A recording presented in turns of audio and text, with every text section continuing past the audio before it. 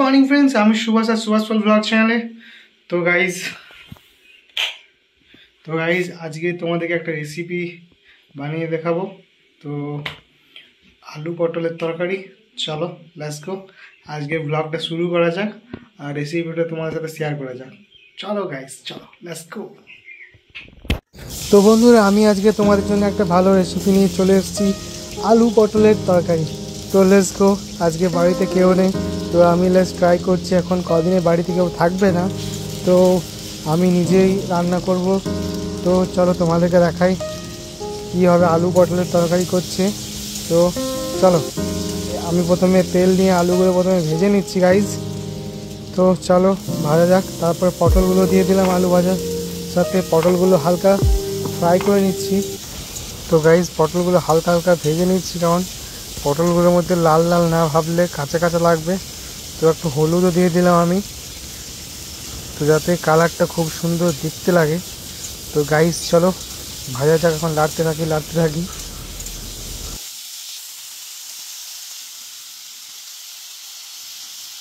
তো গাইজ আমার পটলগুলো পুরো হালকা লাল লাল ভাজা হয়ে গেছে। তো এখন তুলে নিয়ে আসি পটল আলুগুলোকে। তো লেটস গো। তারপরে একটু তেল দেবো আমি, সর্ষের তেল। তো গাইজ গ্যাসটা আমি কম করার জন্য নেমে ফেলেছিলাম, আবার আমি গ্যাসটা ম্যাচিস কাটিয়ে দিয়ে দিলাম। তো তেল পাতার সাথে তেজপাতার একটা শুকনো লঙ্কা দিয়ে দিলাম, খুব সুন্দর। তো গাইজ এখন আমরা দিয়ে দেবো পেঁয়াজ, কুচি কুচি করে কেটে রেখেছিলাম পেঁয়াজগুলো। তো এইটাকেও ভেজে নেওয়া যাক পেঁয়াজগুলো। তো গাইজ এখন এগুলো একটু হালকা নেড়ে নিই।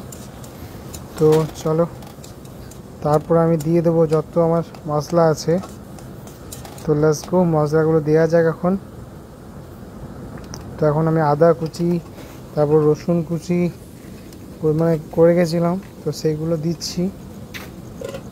তো তারপর আবার নেড়ে নেবো একটু। তো গাইজ এখন সব মশলাগুলো দিয়ে দিই, সব মশলাগুলো দিয়ে হালকা একটু কষে নিই। তো জল দিয়ে পরে, তো লেটস গো, চলো একটু কষা যাক মশলাটাকে। তো গাইজ এখন মশলাগুলো সব না ভাজলে তো কাঁচা কাঁচা সেন্ট উঠবে। তো এখন আমি সব মশলাগুলো ভেজে নিচ্ছি। তো এবার গাইজ পটল আলুগুলো দিয়ে পরে একটু হালকা ভেজে নিচ্ছি, তো হালকা জল দিয়ে পরে। তো গাইজ এখন হয়ে গেছে আমাদের রান্না, তারপরে ঢাকা দিয়ে দেবো, বাস। গাইজ আলু ভাত আর পটলের তরকারি আমি বানিয়েছি। তো লেটস গো, আজকে লাঞ্চটা সেরে ফেলা যাক। তো লেটস গো, এখন লাইন নেই বাড়িতে, চলো লাঞ্চটা পুরো পটলের তরকারি টেস্ট করে দেখি কেমন হয়েছে।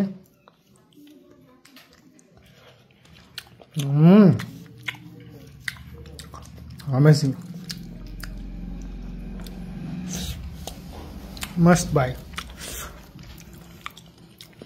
चलो ओह, যারা একটু খাই, मस्त अमेजिंग, পুরো अमेजिंग। তো গাইস লাঞ্চ কমপ্লিট, এখন রেস্ট করব, তারপরে বিকেলে উঠে ডিউটি যাব। তো এখনকার মধ্যে এইটুকু পর্যন্ত। লেটস গো, প্রচণ্ড খাটা লেগে গেল, কো বাত নেই, লেটস গো। ঘুমানো যাক, চোখগুলো জ্বলছে কারণ সারা রাত জেগে আছি। তো বাই দ্য ওয়ে এখন রেস্ট করা যাক।